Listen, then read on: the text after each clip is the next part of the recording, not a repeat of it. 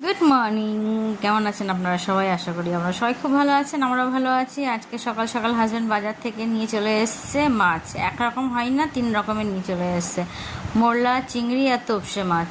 তো বললেন যে চিংড়িটা আজকে তুলে দেওয়া হোক। তো আর এইদিকে তেলাকচু শাক কাটা রাখা হয়েছে, ওইটা আজকে রান্না করব তেলাকচু আলু দিয়ে। আমরা কখনো এগুলো বাপের বাড়িতে খাইনি, তো এখানে রান্না করতেও শিখে গেছি, খেতেও শিখে গেছি, তাও অতটা খাই না।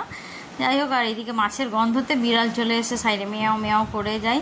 তো বাবা কয়েকটা মাছ ওর জন্য রেখে দিয়েছিল যে ওকে দেবে, তো ওকে এই সাইড থেকেই দিয়ে দিলাম, কারণ ওইদিকে আরও বড় বড় বিড়াল কুকুর আছে, বাইরে কালিরা আছে, তো ওরা খেতে দেয় না, তোকে খেতে দিয়ে দিলাম। তারপরে এদিকে মোরলা মাছ আলু পেঁয়াজ দিয়ে ঝাল করলাম, কচু শাক জিরে দিয়ে চচ্চড়ি করা হয়েছে, আর এদিকে তোপসে মাছ সর্ষে দিয়ে ঝাল। বাস এই হয়ে গেল আজকে আমাদের লাঞ্চ মেনু।